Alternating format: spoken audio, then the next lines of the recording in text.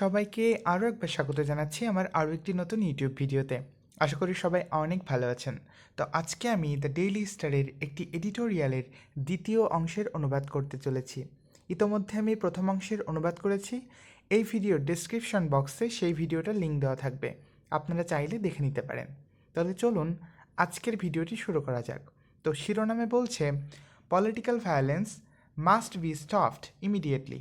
ভেঙে বললে political violence মানে রাজনৈতিক সহিংসতা মাস্ট বি স্টপড অবশ্যই থামাতে হবে, ইমিডিয়েটলি অর্থাৎ তাৎক্ষণিকভাবে। তাহলে তাৎক্ষণিকভাবে রাজনৈতিক সহিংসতা অবশ্যই থামাতে হবে। আশা করি বুঝতে পেরেছেন। নেক্সট,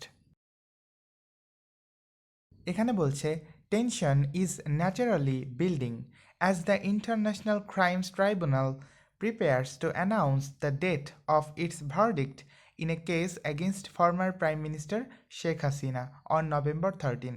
ভেঙে বললে টেনশন অর্থাৎ উত্তেজনা ইজ ন্যাচারালি বিল্ডিং অর্থাৎ স্বাভাবিকভাবেই বৃদ্ধি পাচ্ছে। উত্তেজনা স্বাভাবিকভাবেই বৃদ্ধি পাচ্ছে অ্যাজ যখন দ্য ইন্টারন্যাশনাল ক্রাইমস ট্রাইব্যুনাল অর্থাৎ আন্তর্জাতিক অপরাধ ট্রাইব্যুনাল প্রিপেয়ার্স অর্থাৎ প্রস্তুতি গ্রহণ করে, যখন আন্তর্জাতিক অপরাধ ট্রাইব্যুনাল প্রস্তুতি গ্রহণ করে টু অ্যানাউন্স অর্থাৎ ঘোষণা করতে। কি ঘোষণা করতে? The death of its verdict অর্থাৎ এটার রায়ের তারিখ ঘোষণা করতে। ইন এ কেস একটি মামলায়, অ্যাগেনস্ট বিরুদ্ধে। কার বিরুদ্ধে? ফর্মার প্রাইম মিনিস্টার অর্থাৎ সাবেক প্রধানমন্ত্রী শেখ হাসিনা অর্থাৎ সাবেক প্রধানমন্ত্রী শেখ হাসিনার বিরুদ্ধে অন নভেম্বর 13 অর্থাৎ নভেম্বরের 13 তারিখে। তাহলে বাংলা করলে এমন হচ্ছে যে উত্তেজনা স্বাভাবিকভাবেই বাড়ছে যখন আন্তর্জাতিক অপরাধ ট্রাইব্যুনাল নভেম্বরের 13 তারিখে সাবেক প্রধানমন্ত্রী শেখ হাসিনার বিরুদ্ধে মামলার রায়ের তারিখ ঘোষণার প্রস্তুতি নিচ্ছে। আশা করি বুঝতে পেরেছেন।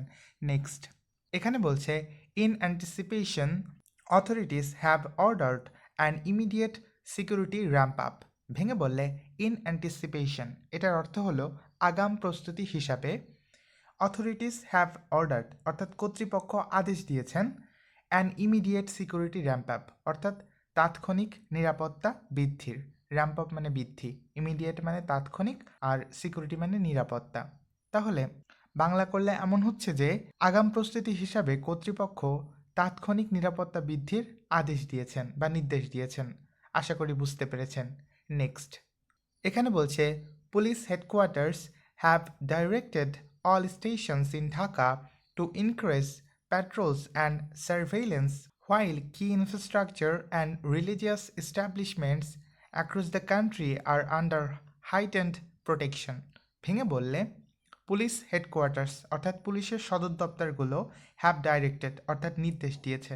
পুলিশের সদর দপ্তরগুলো নির্দেশ দিয়েছে অল স্টেশনস সমস্ত থানাকে, ইন ঢাকা অর্থাৎ ঢাকার মধ্যে। তাহলে ঢাকার মধ্যে সমস্ত থানাকে পুলিশের সদর দপ্তর নির্দেশ দিয়েছে। কি নির্দেশ দিয়েছে? টু ইনক্রিজ অর্থাৎ বৃদ্ধি করতে, প্যাট্রোলস অর্থাৎ টহল বৃদ্ধি করতে, অ্যান্ড সার্ভেইলেন্স এবং নজরদারি বৃদ্ধি করতে। হোয়াইল মানে যেখানে, কি ইনফ্রাস্ট্রাকচার অর্থাৎ গুরুত্বপূর্ণ অবকাঠামো, অ্যান্ড রিলিজিয়াস এস্টাবলিশমেন্টস এবং ধর্মীয় প্রতিষ্ঠানগুলো অ্যাক্রস দ্য কান্ট্রি সারা দেশ জুড়ে আর আন্ডার হাইটেন্ড প্রোটেকশন অর্থাৎ আন্ডার মানে অধীনে, কিসের অধীনে? হাইটেন্ড অর্থাৎ বাড়তি, আর প্রোটেকশন মানে সুরক্ষার। তাহলে বাড়তি সুরক্ষার অধীনে রয়েছে। তাহলে পুরো লাইনটাকে বাংলায় বললে এমন হচ্ছে যে পুলিশ সদর দপ্তর ঢাকার সকল থানাকে টহল ও নজরদারি বাড়াতে নির্দেশ দিয়েছে যখন সারা দেশ জুড়ে গুরুত্বপূর্ণ স্থাপনাগুলো এবং ধর্মীয় প্রতিষ্ঠানগুলো বাড়তি সুরক্ষার অধীনে রয়েছে।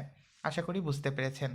নেক্সট, এখানে বলছে according to a statement from the chief advisers press wing a full scale manhunt has been launched by the Dhaka Metropolitan Police and the Rapid Action Battalion to arrest those behind the attacks। ভেঙে বললে according to মানে অনুসারে, কি অনুসারে? এই statement একটি বিবৃতি অনুসারে from the chief advisers press wing অর্থাৎ প্রধান উপদেষ্টার প্রেস উইং থেকে। তাহলে প্রধান উপদেষ্টার প্রেস উইং থেকে একটি বিবৃতি অনুসারে জানা যায় যে এই ফুল স্কেল একটি পূর্ণমাত্রার ম্যানহান্ট শব্দের অর্থ হচ্ছে সন্ধান অভিযান। তাহলে একটি পূর্ণমাত্রার সন্ধান অভিযান হ্যাজ বিন লঞ্চড অর্থাৎ চালু করা হয়েছে। লঞ্চ মানে চালু করা। কাদের দ্বারা? By the Dhaka metropolitan police অর্থাৎ ঢাকা মহানগর পুলিশের দ্বারা, and the rapid action battalion এবং র্যাবের দ্বারা। কেন? টু অ্যারেস্ট অর্থাৎ গ্রেপ্তার করতে। কাদেরকে? দোষ যারা বিহাইন্ড দ্য অ্যাটাকস অর্থাৎ আক্রমণের পিছনে বা নেপথ্যে রয়েছে। তাহলে বাংলা করলে এমন হচ্ছে যে প্রধান উপদেষ্টার প্রেস উইংয়ের বিবৃতি অনুসারে জানা যায় যে হামলার পেছনে থাকা দোষীদের গ্রেপ্তার করতে ঢাকা মহানগর পুলিশ এবং র্যাব একটি পূর্ণমাত্রার সন্ধান অভিযান চালু করেছে। আশা করি বুঝতে পেরেছেন। নেক্সট, এখানে বলছে nevertheless incidents of violence have persisted across several areas. ভেঙে বললে নেভারদ্যালেস মানে তবুও, ইনসিডেন্টস অফ ভায়োলেন্স অর্থাৎ সহিংসতার ঘটনা, হ্যাভ পারসিস্টেড অর্থাৎ চলমান রয়েছে, পারসিস্ট মানে চলমান থাকা, তাহলে সহিংসতার ঘটনা তবুও চলমান রয়েছে অ্যাক্রস সেভারেল এরিয়াস অর্থাৎ কয়েকটি এলাকা জুড়ে। তাহলে বাংলায় বললে এমন হচ্ছে যে তবুও কয়েকটি এলাকা জুড়ে সহিংসতার ঘটনা চলমান রয়েছে। আশা করি বুঝতে পেরেছেন। তো আজকের ভিডিওটা এই পর্যন্তই ছিল। আশা করি ভিডিওটি সবাই বুঝতে পেরেছেন। আমার ভিডিওটি ভালো লাগলে অবশ্যই একটি লাইক করবেন, কমেন্টে আপনার মন্তব্য জানাবেন এবং আমার চ্যানেলটিকে সাবস্ক্রাইব করতে ভুল করবেন না। সকলকে ধন্যবাদ।